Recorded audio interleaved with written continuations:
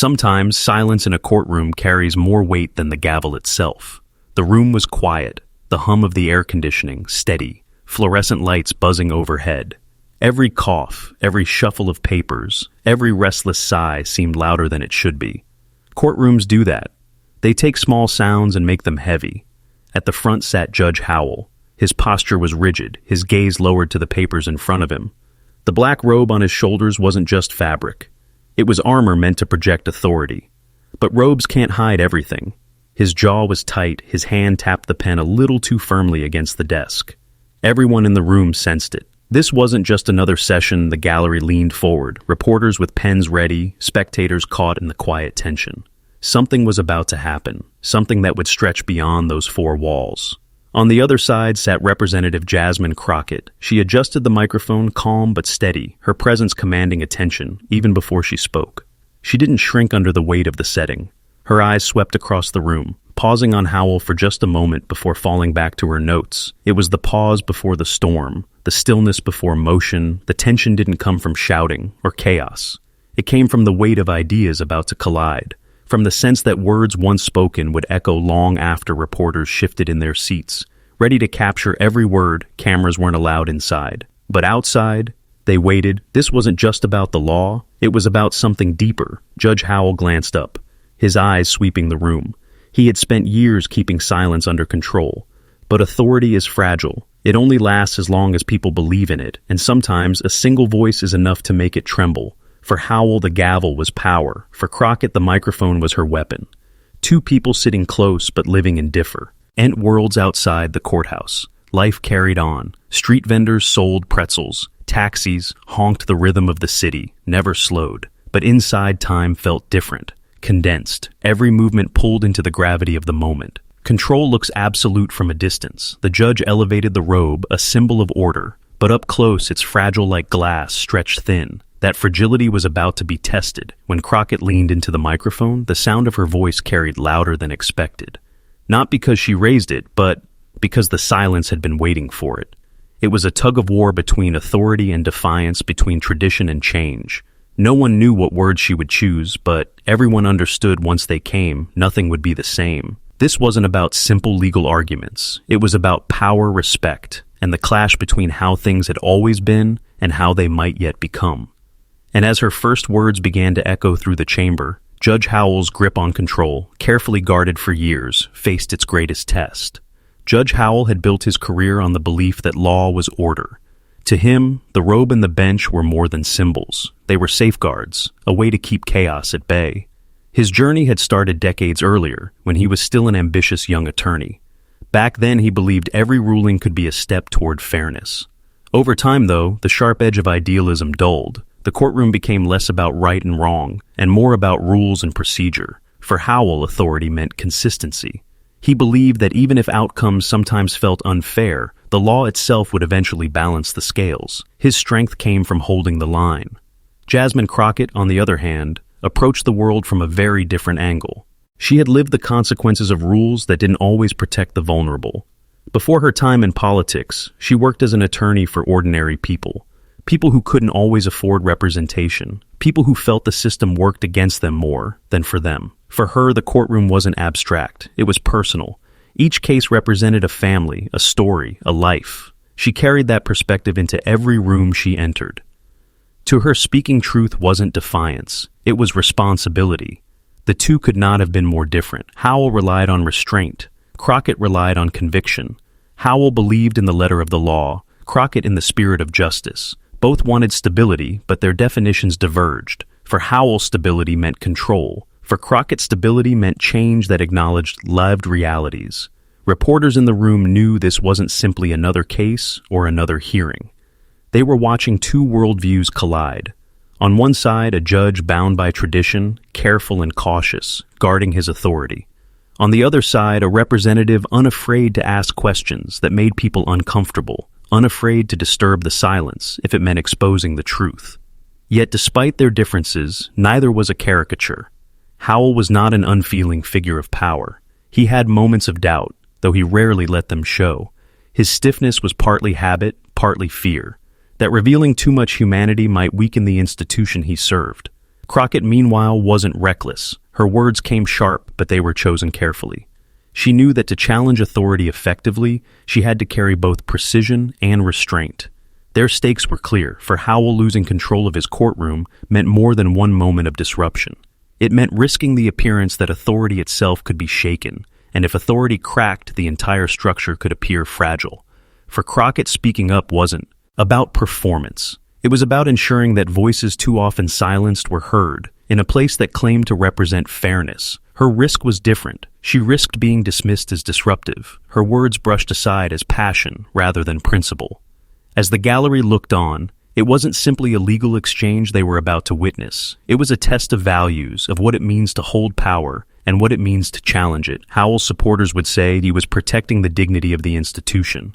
Crockett's supporters would say she was breathing life into it. Both in their own ways believed they were defending justice, and that is what made the moment powerful. This was not a battle of right versus wrong, but a struggle between two visions of what justice should look like. Even in the stillness before the first clash, these contrasts were clear. Howell's measured movements, his steady grip on the bench conveyed order. Crockett's calm presence, her unflinching gaze conveyed determination. Neither was backing down, and neither seemed unaware of what was at stake. For those in the room, the anticipation was palpable, not because they expected fireworks, but because they knew that when two worldviews collide, the smallest words can carry the greatest weight. One sentence carefully delivered could shift the entire tone. It's easy to see figures like Howell and Crockett as opposites, but perhaps what made them compelling was that both were in their own way deeply human. Howell clung to rules because he feared what lay beyond them. Crockett challenged rules because she had seen the damage they could cause. Both were shaped by their past, by choices made long before this day, and both had something to lose. This wasn't simply about a legal disagreement. It was about respect, power, and the fragile balance between law as written and justice as lived. And as their voices prepared to meet in open conflict, the room understood the stakes were not just legal, they were moral. The silence broke, not with anger, but with a question. Jasmine Crockett leaned into the microphone, her voice steady, her words measured. She did not rush, and she did not raise her tone.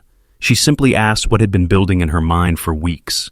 A question sharp enough to slice through the stillness. It was about fairness, about whether the system protected everyone or only some.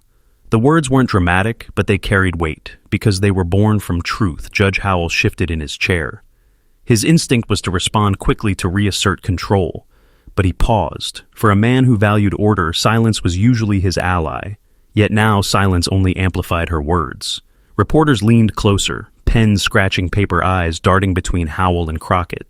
Everyone sensed this was the first spark. When Howell finally answered, his tone was calm but clipped. He reminded her that the law had structure, that the courtroom had rules, that deviation could not be tolerated. His words were precise, chosen carefully to re-establish authority. But beneath the surface, his grip was tightening. Crockett didn't flinch. She listened, nodded once, then leaned forward again. Her voice was still calm but firmer now. She pointed out that rules, while necessary, could also silence those who most needed to be heard. She wasn't rejecting the law. She was questioning its limits, and with that, the balance in the room shifted. The first clash was not a shouting match. It was something quieter, more dangerous. It was the clash between two philosophies. Howell defended the structure.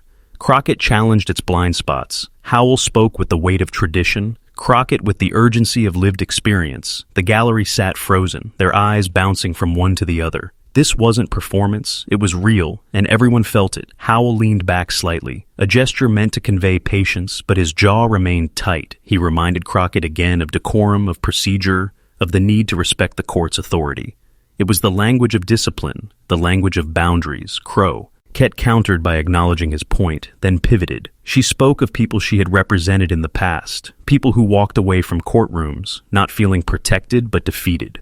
Her tone never rose, but the stories gave her words. Gravity. The courtroom in her voice wasn't just a chamber of order. It was a mirror of society's inequities.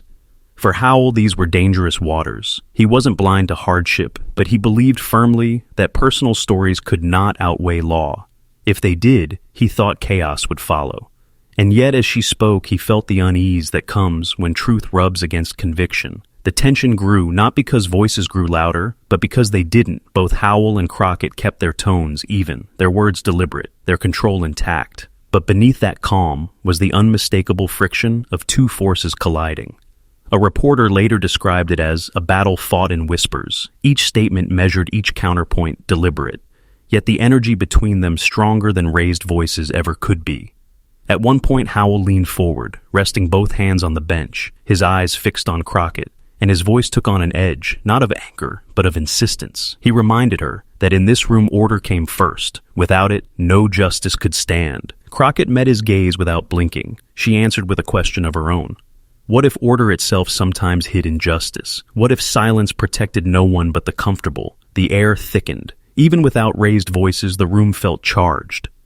The clash had fully arrived. Some in the gallery nodded quietly, moved by Crockett's words. Others stiffened, siding with Howell, believing that without structure, law would crumble. The divide was not just between two figures at the front, but in the hearts of everyone watching. For Howell, every word he spoke was about protecting the institution.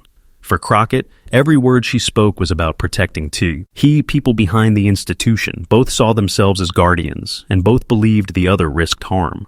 The exchange continued like a dual point and counterpoint, never rushed, never shouted, but carrying the intensity of a storm just beneath the surface. And then came the pause. Crockett's last question hung in the air. Howell's hands tightened on the bench. He opened his mouth, then stopped. For a moment, he had no words. The silence, once his ally, now felt like a trap. It was in that hesitation that the gallery realized something had shifted. Howell, the man who had always commanded the room, was being forced not just to answer, but to reflect. Crockett had not broken decorum. She had not shouted him down yet. She had tilted the balance of control. The first clash had ended, not with a verdict, but with a question that refused to fade. The courtroom was tense, but what made Jasmine Crockett's words resonate was not just the sharpness of her questions. It was the story behind them, the lived experience she carried with her into that chamber. She remembered one of her earliest cases years before she stepped into politics. A single mother sat across from her in a cramped office holding a folder of eviction notices. The woman's voice trembled as she explained how she had fallen behind on rent after missing work to care for her sick child. The landlord hadn't cared about the circumstances. The papers were filed, court was scheduled. Crockett fought for her as best she could. She argued that eviction in that moment would do more harm than good.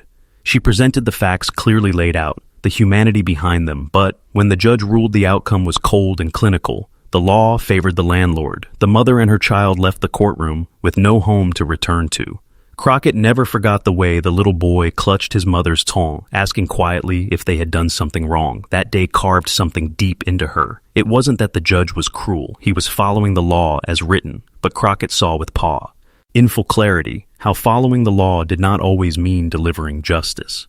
As she spoke in Howell's courtroom, her voice carried the weight of that memory. She didn't retell the story directly, but the echoes of it shaped her words. She spoke about people who walked into courtrooms already defeated, about voices that were silenced, not by shouting, but by procedure. She spoke about how the rules sometimes seemed to protect only those who already had power. Howell listened. He had seen countless cases himself. He too remembered faces, though he rarely let those memories surface. There was one he could never quite forget from his early years on the bench, a tenant case not unlike the one Crockett described. A mother, her child beside her, pleading for more time. He had ruled according to the law. The landlord prevailed. He remembered the mothers, quiet tears, the boys, silence. Howell had convinced himself then that he had done the right thing because he had followed the law. The gallery leaned in as her words grew steadier. She didn't shout. She didn't accuse. She told truths that were harder to ignore because of their quietness. For Crockett, it was not about abstract arguments. It was about the human beings who bore the consequences of decisions. She believed justice had to be more than lines in a book. It had to reflect compassion, fairness, and recognition of lived reality. For Howell, the struggle was clear. He wasn't blind to suffering, but he believed deeply that the only way to prevent chaos was to follow procedure. If every case bent to emotion, where would the boundaries be? Yet, he also couldn't deny the weight of her words. He had built a career on silence and order, but Crockett's stories broke through in a way statutes never could. One reporter scribbled a line that later became a headline. In that courtroom, law met life and life did not blink. The clash became more than philosophy. It became personal. The unspoken truth was that both Howell and Crockett carried ghosts of past cases. For Crockett, they fueled her fire. For Howell, they haunted the edges of his convictions. The stillness in the room grew heavier. Crockett's words weren't abstract challenges. They were lived reminders that the system, for all its structure, sometimes left people behind. And in that moment, Howell's authority wasn't enough to silence the truth in her voice. Her story wasn't just about one family, one eviction, or one courtroom. It was about the countless moments when law and justice diverged, leaving ordinary people caught in the gap. By voicing it, she gave weight to experiences too often ignored. The chamber was quiet as she finished. No one shifted, no one whispered. Howell himself did not speak immediately. For once, silence did not feel like his to control. It belonged to the question hanging in the air, to the human story that no gavel could erase. The exchange had been steady, deliberate, and controlled. Howell guarded procedure. Crockett pressed on justice, and the gallery sat suspended in their quiet duel. But then Crockett leaned forward again, her tone calm, her words precise, and she delivered the question that would define the moment. What happens, she asked, when the law itself is the flaw? The words were not shouted, they were not dramatic, but they landed like a stone dropped into still water. The ripples were immediate, the gallery stirred, reporters froze mid-sentence pens, hovering above notebooks. Even the air felt heavier. Howell's hands tightened on the bench. His instinct was to respond quickly to reassert control. But the question pierced deeper than he expected. For years he had told himself that his role was simple. Uphold the law as written, maintain order, avoid chaos. But Crockett had just named the one truth he had avoided. What if the structure itself was broken? What if following the rules meant perpetuating injustice? He opened his mouth, then stopped. For the first time in years, Howell hesitated. His silence was not authority. Now, it was uncertainty. The gallery saw it. Reporters glanced at each other, sensing history in the pause. They knew the judge who prided himself on control was struggling with a question he could not dismiss. Crockett didn't push. She didn't raise her voice or repeat herself. She let the question sit, knowing that silence could be louder than any argument. She watched Howell not with triumph, but with steadiness, as if to say, "This is the truth you cannot ignore." For Howell, the silence stretched. His mind went back to his first years on the bench, to the case of the tenant and the child, to moments when rulings had left him uneasy. He had buried those doubts under procedure, convincing himself that the law was always enough. But Crockett's words reopened those cracks. What happens when the law itself is the flaw? The question would not leave him. The gallery remained hushed. No one moved. It was as if the entire chamber understood that this was the turning point. Finally, Howell leaned forward. His voice was calm but softer than before. He spoke of the need for stability, of the dangers of abandoning order. He said that while the law might not always feel fair, it was the only compass available. His words were steady, but there was a tension in them, a hesitation that had never been there before. Crockett listened, then replied with equal calm. "Stability without justice isn't stability," she said. Its silence, the room seemed to draw in a collective breath. The words landed firm but not harsh. She wasn't attacking him. She was naming a truth that many in the gallery felt, but rarely heard, spoken aloud. Howell didn't argue further. He didn't strike his gavel, didn't raise his voice. He simply sat, the weight of her words settling over him. For a man who had spent decades believing control was strength, the realization that silence could expose weakness was disarming. The climax wasn't loud. It wasn't chaos. It was a quiet confrontation that left authority trembling, and in that stillness, everyone in the room understood something had shifted. The chamber didn't erupt.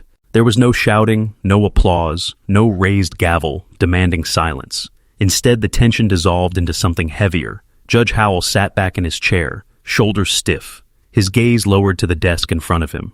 His pen, once steady in his hand, lay untouched. On the outside, he still looked like the judge who commanded order, but on the inside, something had cracked. Crockett's question lingered in the air, refusing to leave. What happens when the law itself is the flaw? The gallery shifted slowly, reporters scribbling furiously, observers whispering quietly to each other. They knew they had just witnessed more than a routine clash. They had seen something personal, something that struck deeper than procedure. Howell, the man who always held control, had been forced to stop and reflect. He cleared his throat, but the sound carried no authority. For years, silence had been his tool. the way he managed a room, the way he projected strength, but in this moment, silence weighed on him like a burden. His mind drifted back to old cases, memories he had pushed away, moments when rulings felt legal, but not just. He had always convinced himself the law would balance itself in the long run. Now, for the first time in years, he wasn't so sure. Crockett didn't press him further. She didn't gloat or push for more. She sat quietly, hands folded, gaze steady. Her stillness was deliberate, a choice to let her words echo without interruption. She knew she didn't need to win with volume. The power was in the silence. A man in the back row whispered that the question would haunt Howell, and another replied softly that it should haunt all of them. The truth was, no one in that chamber left untouched. For some, Crockett's words confirmed long-held doubts. For others, Howell's hesitation revealed just how fragile authority could be. Everyone had something to carry away. At last, Howell straightened, though his voice was softer than anyone expect. "Ted." He said the chamber would proceed as required, but he added that the concerns raised would not be forgotten. It was a small sentence, modest, but for a man like Howell, it was unusual. He rarely acknowledged challenges. He rarely admitted that words outside the law could hold weight. Crockett gave a single nod, not of triumph, not of victory, but of acknowledgement. She leaned forward, spoke once more, and said, "That's all I could ask." Her voice carried no sharpness, just quiet conviction. The gavel came down, not with anger, but with ritual. The sharp crack echoed once, and the session was closed. People gathered their things slowly, almost reluctantly, as if casual chatter would be out of place. Howell remained seated a moment longer, staring at the grain of the wooden bench as though it might offer answers. Crockett gathered her notes calmly and turned toward the exit, and as the gallery filed out, one unspoken truth lingered in the air. Justice doesn't always fit neatly inside procedure. Sometimes the hardest truths don't arrive. Like thunder, they arrive like a whisper that refuses to leave the room. When the chamber emptied, the echoes of Crockett's words seemed to remain behind, lingering in the wooden walls, in the still air above the judge's bench. Howell had closed the session, but he had not closed the question. What happens when the law itself is the flaw? That single line had unsettled authority, reshaped the mood of a courtroom, and forced even the most disciplined voice of order to pause. The world outside the chamber moved on. Reporters filed their stories, headlines took shape, and conversations spread. Some spoke of Crockett's courage, others of Howell's silence, and many of the moment when law and life confronted one another without shields. Yet beneath all the commentary, the heart of it was simple, a reminder that systems, no matter how rigid, are still built and tested by human experience. Crockett returned to her work carrying with her the same conviction that had guided her from the beginning. Howell returned to his bench outwardly unchanged, yet those who knew him best said there was a new weight in his eyes, as if reflection had finally broken through years of discipline. The story was not about victory or defeat. It was about recognition. Recognition that justice cannot be measured only in statutes, that silence is not always strength, and that sometimes the most powerful challenge comes in the form of a question that cannot be easily answered. The courtroom moment passed, but its resonance remained. It reminded those who witnessed it that authority is not absolute, that control can falter, and that truth spoken with conviction has the power to unsettle even the firmest traditions. One observer, reflecting afterward, wrote a single line in her notes: "Justice is not the absence of conflict, it is the courage to face it." Perhaps that was the quiet legacy of that day. Not a verdict, not a ruling, not even a clear resolution, just the courage to ask, to listen, and to sit with the silence that followed. And so the chamber grew quiet once more, but not empty. The question lived on, not confined to the walls of that room, but carried in the minds of all who heard it. What happens when the law itself is the flaw? The answer is not simple. It may never be, but the power lies in refusing to look away.